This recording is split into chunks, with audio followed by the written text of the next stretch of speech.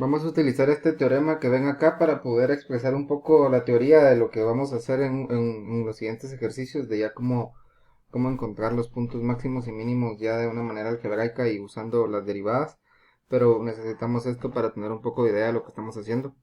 Este teorema del valor extremo dice que si f es continuo sobre un intervalo cerrado de a b, entonces f alcanza un valor máximo absoluto f de c y un valor mínimo absoluto f de d en algunos números c y d en el intervalo a y b. ¿Qué significa esto? Esto es un teorema bastante útil de poder saber, porque lo que me dicen es de que si una función tiene un intervalo cerrado entre a y b, entre ese intervalo cerrado a y b tiene que existir por lo menos un máximo absoluto en un punto C y un mínimo absoluto en un punto D si se cumplen ciertas condiciones, por ejemplo la continuidad de la función o que la función esté definida, de que la función, como sabemos, de que si una función es continua, por lo tanto es derivable, entonces ya vamos encontrando esa relación. Una función va a tener un máximo y un mínimo absoluto siempre que la función sea continua y por lo tanto ya sabemos de que si una función es continua es derivable. Entonces podemos ver ejemplos acá, como la primera imagen que vemos acá, donde tenemos un intervalo desde A hasta D. Y podemos ver que en ese intervalo cerrado de A hasta D, ya que la función es continua, tenemos un valor C que cumple la función de máximo absoluto y un valor D que cumple la función de mínimo absoluto. De la misma forma, C también es un máximo local y también D es un mínimo local. Igual podemos ver acá, C es al mismo tiempo un máximo absoluto y un máximo local, porque no estamos hablando de extremo, mientras que el punto D, que está acá, al mismo tiempo cumple la función de máximo local y al mismo tiempo de mínimo local y también cumple la función de mínimo absoluto. Entonces esto es un segundo ejemplo. Ahora en este punto, si se dan cuenta, este valor y este valor son básicamente el mismo, es decir, que están el mismo valor, dos valores distintos de x me dan el mismo valor de y. Esto es por ejemplo una función seno que sea, que sea periódica. Entonces podemos encontrar que tenemos dos máximos absolutos y dos máximos locales y al mismo tiempo tenemos un mínimo absoluto y un mínimo local en este valor de acá. Entonces podemos ver que el teorema del valor extremo se cumple y es bastante útil a la hora de intuir ciertos casos. Entonces, por ejemplo, en este ejemplo 4, podríamos decir de que el mínimo absoluto de esta función, la 4, sería 2. Estaría en 2, f de 2, que ya sabemos de que sería 2,0. Pero esta función no tiene un máximo ni absoluto ni local. ¿Por qué? Porque aunque sabemos de que la función se acerca mucho cuando x es 1 se acerca mucho a 3, sin embargo nunca es 3 porque aquí vemos el punto no relleno, lo que nos dice que la función no está evaluada en 3, no está definida en 3. Por lo tanto podemos decir de que esta función tiene un mínimo absoluto en 2, f de 2, pero no tiene un máximo absoluto. No hay un máximo absoluto. Mientras que en el punto 3, en la 5, podríamos decir de que esta función tiene ni un máximo absoluto, ni tampoco un mínimo absoluto. ¿Por qué no lo tiene? Si ustedes se dan cuenta, el valor que podríamos decir de que podría ser su mínimo absoluto a la vista sería 1. Pero esa función no está definida en 1. Significa de que aunque se le acerca mucho a 1, el valor no está definido en 1. En 0, perdón. Entonces ese valor 1 nunca me puede dar. Por lo tanto, esa función, aunque es continua, no está definida ni tiene un intervalo cerrado como me dice la definición de que tiene que tener un intervalo cerrado. Por lo tanto, no se cumple el teorema del valor extremo y por lo tanto, esta función no tiene un máximo absoluto ni un mínimo absoluto. Y de este punto también podemos ver de que esta función cuando se acerca al valor más grande, el que puede ser que sería 2, empieza a crecer indefinidamente hasta infinito positivo. Por lo tanto, tampoco se cumple el teorema del valor extremo de que tiene que estar definido en todo su dominio. Es decir, que si decimos que esta función está definida desde 1 hasta 2, tendríamos que poner en paréntesis. ¿Por qué? Porque no está ni siquiera definido el 1 el 0, que es este valor que está acá.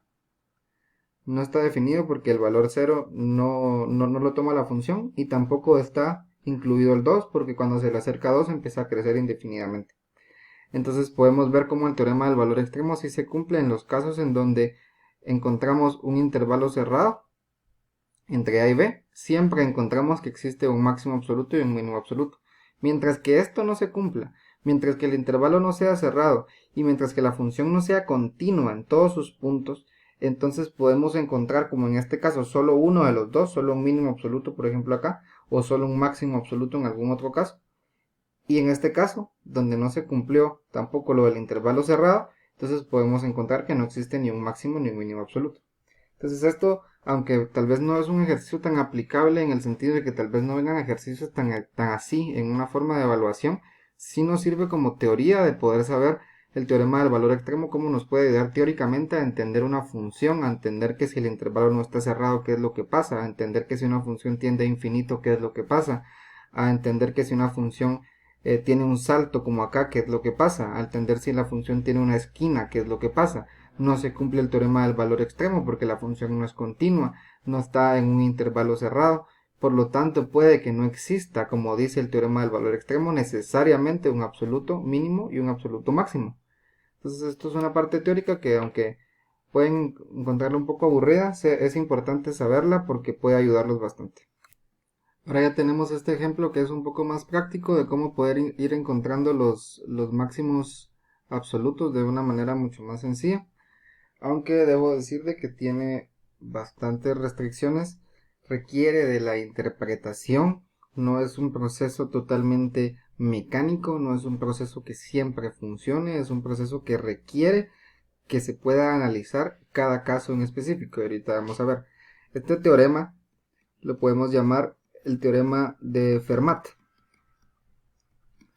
Entonces básicamente lo que nos dice el teorema de Fermat es de que si la función f tiene un máximo absoluto en C, por ejemplo la imagen que está arriba, y también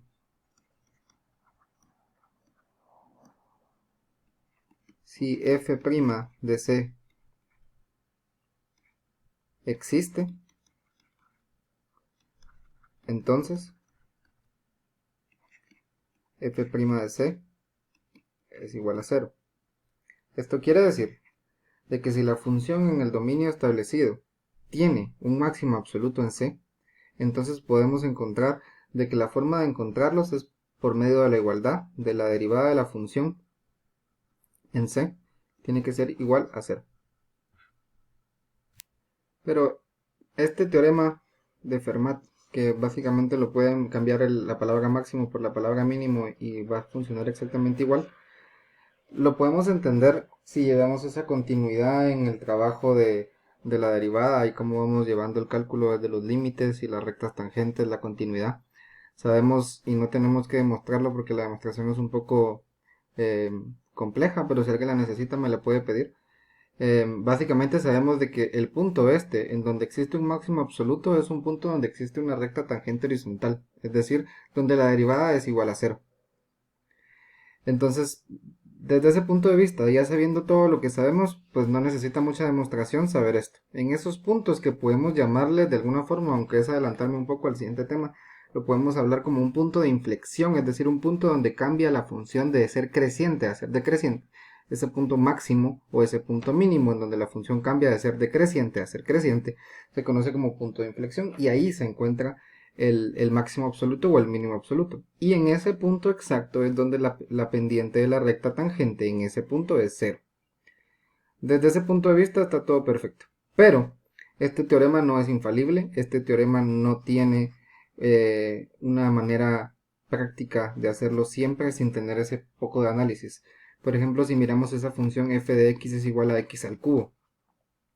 Si tenemos este valor y lo igualamos a 0, es decir, la derivada de esto me da 3x al cuadrado, esto es f' de x, y lo igualamos a 0, es decir, que esto tiene que ser igual a 0. Entonces encontramos de que podemos encontrar la pendiente, podemos encontrar esta igualdad despejando la x, pero tenemos que tener en cuenta que ya sabemos por el análisis y por la teoría de que la función x al cubo no tiene máximo absoluto ni tampoco tiene mínimo absoluto. ¿Qué nos está diciendo esto?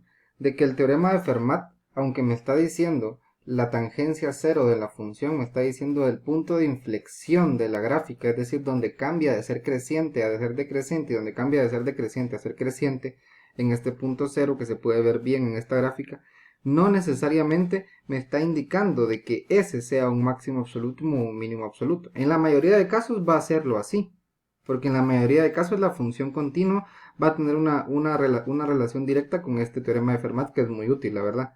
Es uno de los, este matemático Fermat utilizaba la matemática como hobby y básicamente es el precursor de Newton y es el precursor del cálculo. Entonces, sí es importante y no es como que sea un teorema inacabado, sino tiene ciertas precauciones en donde sí tiene que haber un cierto conocimiento de la función que estoy trabajando para saber qué es qué es lo que voy a recibir.